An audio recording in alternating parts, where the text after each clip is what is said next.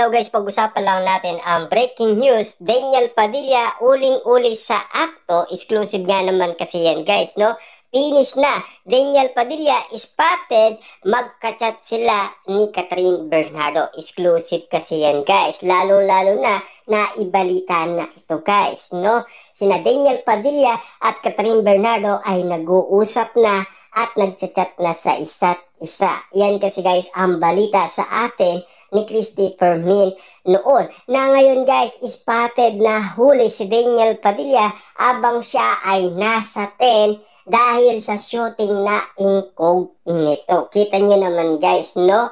Wala talagang maitatagong lihim ang Katniel. Hanggang ngayon guys, spotted pa rin na huli sila. Kaya nga naman guys, pinag-uusapan ang ganitong sitwasyon na sana maunawaan natin guys, no? Sina Daniel Padilla at Catherine Bernardo. Na alam naman natin guys, ayon kay Sian Gasa, 99.9% nagkaayos na sina Daniel Padilla at Catherine Bernardo.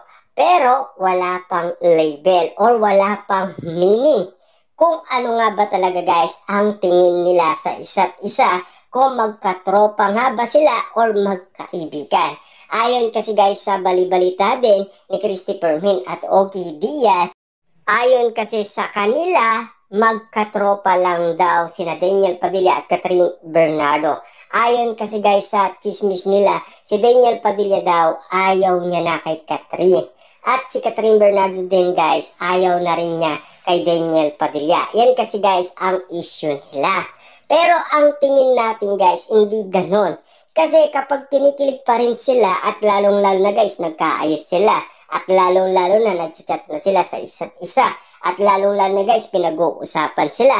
At lalong-lalo na guys, pinag-uusapan sila na naghihintayan sila sa isa't isa. E papaano nga naman kasi guys, sa daming mga issue na spotted na pinag-usapan, katulad yan guys, Jericho Rosales, na unang napag-usapan. E siyempre, Donnie Pangilinan, ikalawang pinag-usapan. At Papa P, ikatlong pinag-usapan. At lalong-lalo na Mayor Mark Alcala. At palima, umano guys si Alden Richard na pinag-uusapan. At siyempre, Daniel Padilla at tapos Kenneth. Pero ngayon, pang-uli, Daniel Padilla pa rin guys ang matibay-tibay sa relationship nila ni Catherine Bernardo. Pero hindi pa rin nila alam kung ano ang level nito. Kasi kahit na ang ABS-CBN ay hindi siya nakikialam kung ano ang level na samahan ni Daniel Padilla at Catherine Bernardo. Ang gusto niya manggaling mismo kina Catherine Bernardo at Daniel Padilla kung ano ang namamagitan sa kanila. Inaayaan na lang kasi guys. Kasi alam naman natin, no, sa kontrata hindi naman nakalagay doon na bawal silang makipagkaibigan at makipagrelasyon. Kung sakasakali guys, nakalagay yun sa kanilang kontrata, yun talaga ay bawal mong gawin. Kasi madidimanda ka, kasi pumirma ka ng kontrata. Pero ayon kasi guys sa balibalita, wala naman sa kontrata nila yun. Kasi alam naman natin guys, malaya silang gawin kahit na ano pa ang isipin ng maraming tao. Kaya nga naman guys, no, pinag-iisipan sina Catherine Bernardo at Daniel Padilla hanggang ngayon ay naghihintayan pa rin sila sa isa't isa. At siyempre, matimbang na yan guys. At alam na natin yan. Kasi alam naman natin guys kung ano ang napag-usapan last 2023. Kasi alam naman natin guys kung bakit pinag-iwalay sina Daniel Padilla at Catherine Bernardo. Siyempre, umihina guys ang Katniel. Sa sobrang tagal nga naman kasi nila guys, no? Alam naman natin na abang tumatagal, umihina na sila ng umihina. Hindi nung una na talagang sila ay sikat na sikat pa. Pero, nung dumating sa buhay ni Catherine Bernardo, si Alden Richard, dahil sa kanilang love team, siyempre guys, natalo ang Katniel. Kaya nga naman guys, pinag-uusapan na ang nangyari noon. Karagdagan pa guys, kinukumpara kasi ang mga movie ng Katniel sa Katden. Siyempre, dahil maraming issue na ngayon guys na kaganapan sa social media na naglaylo muna guys ang Katden sa movie. Kasi kapag nag-promote pa sila at gumawa ng movie guys, aayaw na ang maraming tao. Kita nyo naman guys, sanay na sanay ang management sa lahat ng mga pinag-uusapan. Kasi survey yan guys kung ano ang nangyayari. Updated lahat sila. Kaya alam nila ang sitwasyon na gagawin nila.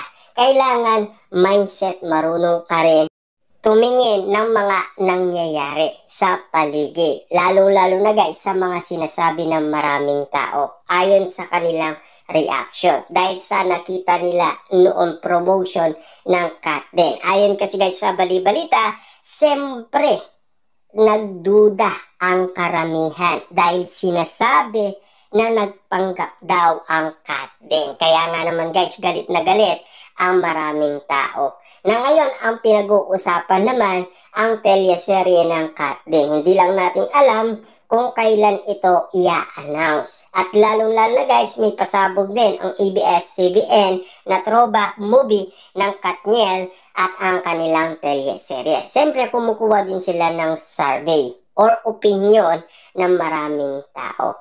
Para at least alam nila kung marami pa rin nagtitiwala kina Daniel Padilla at Catherine Bernardo or mas bet nilang mag-iwalay sila. At lalong-lalo na, ika nga ni Daniel Padilla, pag bagong muka, ibig sabihin, nandoon pa rin yung kilig, nandoon pa rin yung spark, nandoon pa rin yung kilite. Ibig sabihin, pag bago, sisikat pa. Pag luma na, malabo na kasing sumikat pa. At lalo-lalo kasi guys, gumawa sila ng paraan para maging new ang Katniel.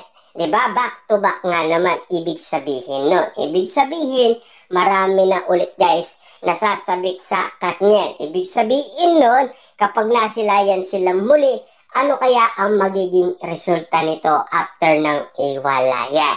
Yan kasi guys ang pag-uusapan ng maraming tao. Na sana awareness kayo guys sa lahat ng mga isyong kumakalat at naiintindihan ninyo ang lahat ng mga pinag-uusapan sa social media. Siyempre guys, kapag ikaw ay nasa negosyo na, may intindihan mo yan kung ano ang masasabi ng iba't ibang mga tao.